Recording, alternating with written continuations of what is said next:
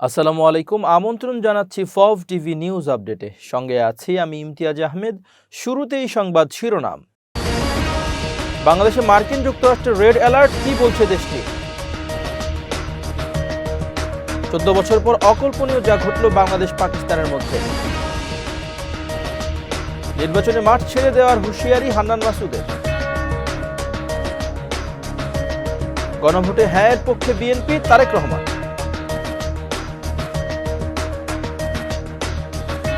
ট্রাম্পের অনুরোধে ইউক্রেনে হামলায় বিরতি দিল রাশিয়া।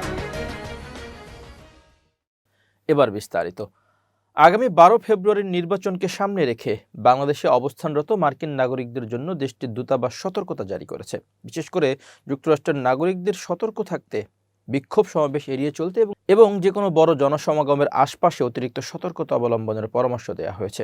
শুক্রবার সকালে দূতাবাসের ওয়েবসাইটের পাশাপাশি সামাজিক যোগাযোগ মাধ্যম এক্স ও ফেসবুকে এই সতর্কতা জারি করা হয়েছে।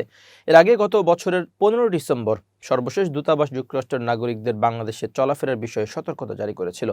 যুক্তরাষ্ট্র দূতাবাসের ওয়েবসাইটে বলা হয়েছে, বাংলাদেশে 12 ফেব্রুয়ারি একযোগে জাতীয় সংসদ নির্বাচন ও গণভোট অনুষ্ঠিত হবে। নির্বাচনকালীন সময়ে রাজনৈতিক সহিংসতা বা চরমপন্থী হামলার ঘটনা ঘটতে পারে, যা সমাবেশ, ভোটকেন্দ্র এবং ধর্মীয় স্থাপনাগুলোকে লক্ষ্যবস্তু করতে পারে। যুক্তরাষ্ট্রের নাগরিকদের সতর্ক থাকতে, বিক্ষোভ সমাবেশ এড়িয়ে চলতে এবং যে কোনো বড় জনসমাগমের আশপাশে অতিরিক্ত সতর্কতা অবলম্বনের পরামর্শ দেওয়া হচ্ছে। বার্তায় আরও বলা হয়েছে, যুক্তরাষ্ট্রের নাগরিকদের সতর্কতা অবলম্বন করা উচিত এবং মনে রাখা উচিত যে শান্তিপূর্ণ উদ্দেশ্যে আয়োজিত বিক্ষোভ বা সমাবেশও সংঘাতময় হয়ে উঠতে পারে এবং সহিংসতায় রূপ নিতে পারে। বিক্ষোভ এড়িয়ে চলুন এবং যে কোনো বড় জনসমাগমের আশপাশে সতর্কতা অবলম্বন করুন। এতে বলা হয়েছে, বাংলাদেশ সরকার 10 ফেব্রুয়ারি থেকে মোটরসাইকেল চলাচলের উপর এবং 11 ও 12 ফেব্রুয়ারি সকল ধরনের পরিবহন চলাচলের নিষেধাজ্ঞা আরোপের ঘোষণা দিয়েছে। সে অনুযায়ী ঢাকায় অবস্থিত মার্কিন দূতাবাস 11 ও 12 ফেব্রুয়ারি সীমিত পরিসরে সশরীরের সেবা প্রদান করবে। এক্ষেত্রে যুক্তরাষ্ট্রের নাগরিকদের করণীয় হলো বড় জনসমাগম ও বিক্ষোভ এড়িয়ে চলা, সবসময় নিজের আশপাশ সম্পর্কে সচেতন থাকা, স্থানীয় সংবাদ পর্যবেক্ষণ করা, সতর্ক থাকা এবং নিজেকে নজরের বাইরে রাখা। জরুরি যোগাযোগের জন্য সব সময় চার্জ করা মোবাইল ফোন সঙ্গে রাখা, ব্যক্তিগত নিরাপত্তা পরিকল্পনা পর্যালোচনা করা এবং বিকল্প চলাচলের পথের বিষয়ে পরিকল্পনা করা।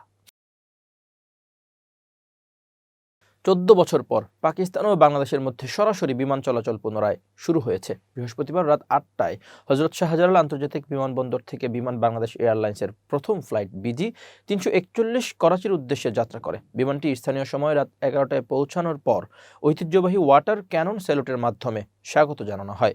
উদ্বোধনী ফ্লাইটে 150 জন যাত্রী ভ্রমণ করেন। জিও নিউজের প্রতিবেদনে বলা হয়, উদ্বোধনী ফ্লাইটটিকে বিদায় জানান বাংলাদেশের বেসামরিক বিমান পরিবহন ও পর্যটন উপদেষ্টা শেখ বশিরউদ্দিন। বাংলাদেশে নিযুক্ত পাকিস্তানের হাইকমিশনার ইমরান হায়দার সহ উভয় দেশের ঊর্ধ্বতন কর্মকর্তারা। ঢাকাস্থ পাকিস্তান হাইকমিশন এক বিবৃতিতে জানায়, 14 বছরের বিরতির পর সরাসরি ফ্লাইট চালু হওয়ায় দুই দেশের মধ্যে সংযোগ, যোগাযোগ এবং দ্বিপক্ষীয় সম্পর্ক জোরদারের ক্ষেত্রে একটি গুরুত্বপূর্ণ মাইলফলক।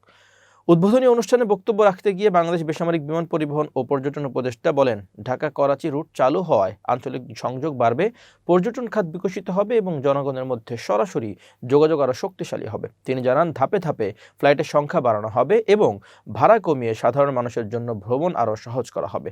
পাশাপাশি তিনি আশা প্রকাশ করেন, বাংলাদেশের মানুষ পাকিস্তানে গিয়ে দেশটির প্রাকৃতিক সৌন্দর্য, সাংস্কৃতিক ঐতিহ্য ও বৈচিত্র্যময় খাবার উপভোগ করবেন। অন্যদিকে অনুষ্ঠানে বক্তব্য দেন পাকিস্তানের হাইকমিশনার ইমরান হায়দার। তিনি বাংলাদেশের অন্তর্বর্তী সরকারের প্রধান ডক্টর মোহাম্মদ ইউনূস এবং পাকিস্তানের প্রধানমন্ত্রী শাহবাজ শরীফের দৃষ্টিভঙ্গির কথা স্মরণ করে বলেন, দুই দেশের মধ্যে সংযোগ জোরদার করাই ছিল নেতৃত্বের মূল লক্ষ্য। তিনি জানান, গত বছরের আগস্টে পাকিস্তানের উপপ্রধানমন্ত্রী ইসহাক দারের ঢাকা সফরের সময় উভয় দেশ দ্রুত সরাসরি ফ্লাইট চালুর বিষয়ে একমত হয়। শাপলাকলির সমর্থকদের উপর সন্ত্রাসী হামলার অভিযোগ করে তাদের 2 ঘন্টার মধ্যে গ্রেপ্তার দাবি করেছেন নোয়াখালীর 6 আসনের 11 দলীয় জোটের প্রার্থী এনসিপির কেন্দ্রীয় সিনিয়র যুগ্ম মুখ্য সমন্বয়ক আব্দুল হান্নান মাসুদ। অন্যথায় নির্বাচনের মাঠ ছাড়ার হুঁশিয়ারি দিয়েছেন তিনি। শুক্রবার 30 জানুয়ারি বিকেলে নোয়াখালীর একটি কনভেনশন হলে সাংবাদিকদের এসব কথা বলেন মাসুদ। হান্নান মাসুদ বলেন, দুপুরে হাতিয়ার নলচিরা ঘাটে ফেরি উদ্বোধন অনুষ্ঠানে আমার 8-10 জন সমর্থককে পেয়ে আহত করে নদীতে ফেলে চলে যায় অস্ত্রধারী সন্ত্রাসীরা। চিহ্নিত এসব সন্ত্রাসীদের 2 ঘন্টার মধ্যে গ্রেপ্তার করা না হলে থানা ঘেরাও সহ কঠোর কর্মসূচি ঘোষণা করা হবে। তিনি বলেন, হাতিয়ার সরকারি তালিকা অনুযায়ী অস্ত্রধারীদের গ্রেপ্তার করতে হবে, তা না হলে নির্বাচনের মাঠে থাকব কি না তা আবারও ভেবে দেখতে হবে। আমরা প্রশাসনকে বারবার বলেও কোনো প্রতিকার পাচ্ছি না। এর আগে দুপুরে হাতিয়ায় ফেরিঘাট উদ্বোধন অনুষ্ঠানে হান্নান মাসুদের সমর্থকদের সঙ্গে একদল যুবকের ধাওয়া পাল্টা ধাওয়ার ভিডিও ভাইরাল হয়। ওই সময় শাপলাকলির লোকজন আহত হওয়ার দাবি করেন হান্নান মাসুদ।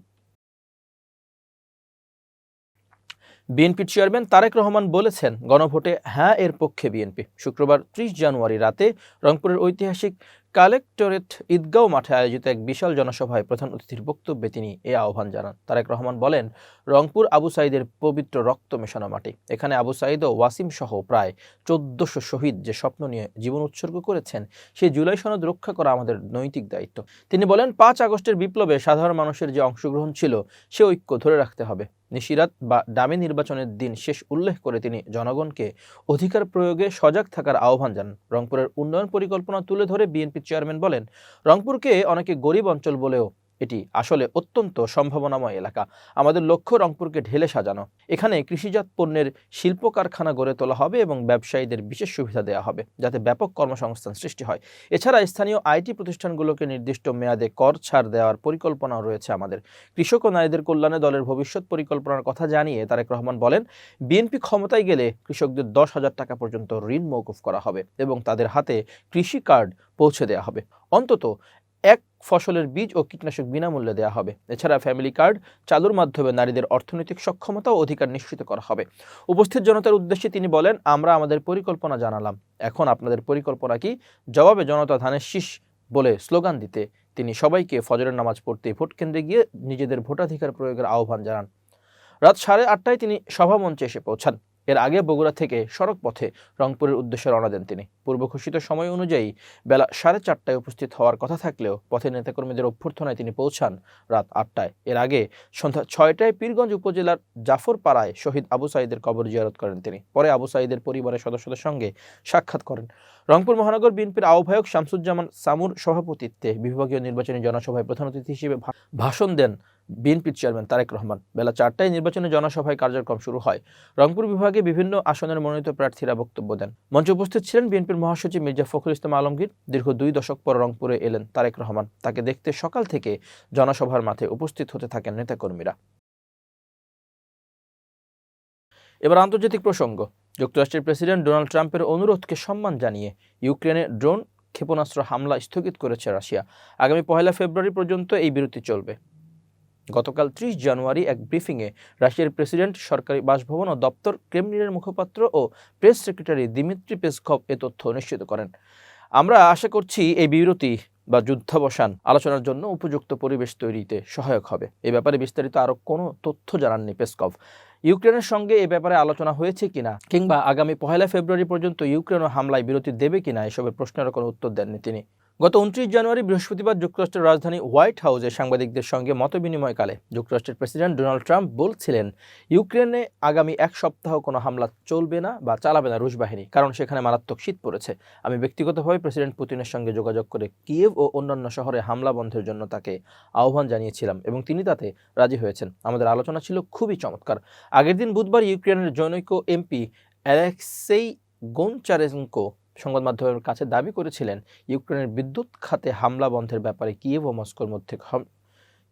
মস্কোর মধ্যে সমঝোতা হয়েছে। প্রসঙ্গত, ইউক্রেনে এখন তীব্র ঠান্ডা চলছে।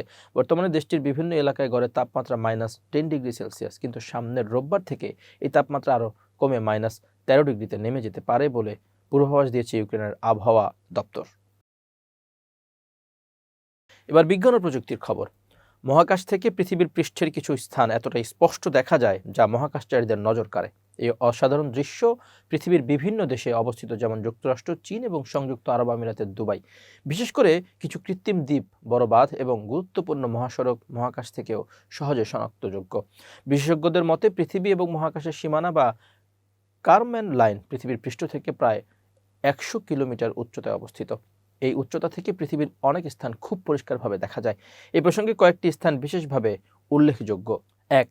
বিংহাম কপার মাইন, যুক্তরাষ্ট্র সল্ট লেক সিটির কাছাকাছি অবস্থিত। এটি বিশ্বের বৃহত্তম মানবসৃষ্ট তামার খনি যা মহাকাশ থেকে সহজেই দৃশ্যমান। দ্বিতীয়ত, থ্রি গর্জেস ড্যাম, চীন। বিশ্বের সবচেয়ে বড় বাঁধ থ্রি গর্জেস চীনের ইয়াংজি নদীর উপর নির্মিত। এর বিশাল আকার মহাকাশ থেকে স্পষ্টভাবে ধরা পড়ে। 3. পাম জুমেইরা, দুবাই। গাছের আকৃতি এই কৃত্রিম দ্বীপটি দুবাইয়ের বিলাসবহুল হোটেল ও রিসোর্টের জন্য বিশ্বব্যাপী পরিচিত এবং মহাকাশ থেকেও দেখা যায় এটি। 4. বিশ্বের মহাসড়ক। বিশ্বের কিছু গুরুত্বপূর্ণ আলোয় ঝলমলে মহাসড়ক মহাকাশ থেকে দৃশ্যমান হওয়ার তালিকায় রয়েছে। 5. চীনের প্রাচীর। বিশ্ববিখ্যাত চীনের প্রাচীরের কিছু অংশ মহাকাশ থেকে ধরা পড়ে, যা মানব ইতিহাসের এক অসাধারণ নিদর্শন। বিশেষজ্ঞরা মনে করেন মহাকাশ থেকে পৃথিবীর এসব দৃশ্যের মাধ্যমে আমরা মানব সভ্যতার অগ্রগতি ও স্থাপত্য শিল্পের উন্নতির সাক্ষী হই। এই অভিজ্ঞতা যে কোনো মানুষের জন্যই এক অনন্য স্মৃতি হয়ে থাকবে। এবার খেলার খবর। দীর্ঘদিন পর জাতীয় দলে ফেরার পথে সাবেক অধিনায়ক ও বিশ্বসেরা allrounder Shakib Al Hasan. Bangladesh cricket board BCB March মাসে পাকিস্তানের বিপক্ষে হোম সিরিজ দিয়ে তাকে আবার মাঠে ফেরানোর পরিকল্পনা করেছে। আগস্ট 2024 সালের পর থেকে দেশে না ফেরা সাকিব দক্ষিণ আফ্রিকার বিপক্ষে মিরপুর টেস্ট খেলতে আগ্রহী থাকলেও পরিস্থিতির কারণে তা সম্ভব হয়নি। পাকিস্তান ও ভারত সফরের পর আর জাতীয় দলের জার্সিতে দেখা যায়নি তাকে। অবসর ঘিরে যে আলোচনা চলছিল তাও শেষ পর্যন্ত অনিশ্চয়তায় পড়ে। বিসিবির কর্মকর্তারা জানিয়েছেন সাকিবের জন্য আলাদা করে কোনো বিদায়ী সিরিজ আয়োজনের চিন্তা আপাতত নেই, বরং বোর্ড চায় পূর্ণাঙ্গ প্রত্যাবর্তনের মাধ্যমে তিনি আরও কিছু সময় জাতীয় দলের হয়ে খেলুন। এক জাতীয় দৈনিককে দেওয়া সাক্ষাৎকারে বিসিবি পরিচালক আসিফ আকবর বলেন, আমাদের বোর্ড সভাপতি সরকারের সংশ্লিষ্ট কর্তৃপক্ষের সঙ্গে যোগাযোগ করেছেন। আমরা আশাবাদী মার্চে পাকিস্তানের বিপক্ষে হোম সিরিজেই সাকিবকে আবার জাতীয় দলে পাওয়া যাবে। সম্প্রতি আরেকটি দৈনিককে দেওয়া এক সাক্ষাৎকারে সাকিব নিজেও ইতিবাচক ইঙ্গিত দিয়েছেন। তিনি বলেন, আমি এখনও চাই একটি সিরিজ ভালোভাবে খেলে অবসর নিতে। সে কারণে আমি এখনও ক্রিকেট খেলছি। একটা সিরিজ শেষ করে অবসর নিতে পারলে সেটাই আমার কাছে সঠিক মনে হবে। 24 জানুয়ারি বিসিবির বোর্ড সভায় সাকিবের প্রত্যাবর্তনের বিষয়ে সিদ্ধান্ত নেওয়া হয়। পরে বোর্ড পরিচালক আমজাদ হোসেন ও আসিফ আকবর নিশ্চিত করেন বিষয়টি বাস্তবায়নে সরকারকেও যুক্ত করা হয়েছে। সূচি অনুযায়ী মার্চে পাকিস্তানের বিপক্ষে 3 ম্যাচের ওয়ানডে সিরিজ খেলবে বাংলাদেশ। এরপর মে মাসে 2 ম্যাচের টেস্ট সিরিজ খেলতে আবার বাংলাদেশ সফরে আসবে পাকিস্তান। এই সিরিজ দিয়ে সাকিব আল হাসানের আন্তর্জাতিক ক্রিকেটের নতুন অধ্যায় শুরু হতে পারে বলে মনে করছে বিসিবি। প্রিয় দর্শক, শেষ করছি ফব টিভি নিউজ আপডেট। আজ এই পর্যন্তই। ভিন্ন খবর নিয়ে দেখা হবে আগামীকাল রাত 8টায়। নিজেকে আপডেট রাখতে সাবস্ক্রাইব করুন চ্যানেলটি। নিয়মিত লাইক, কমেন্ট ও শেয়ার করে ছড়িয়ে দিন সর্বত্র। সুস্থ থাকুন, নিরাপদে থাকুন। আল্লাহ হাফেজ।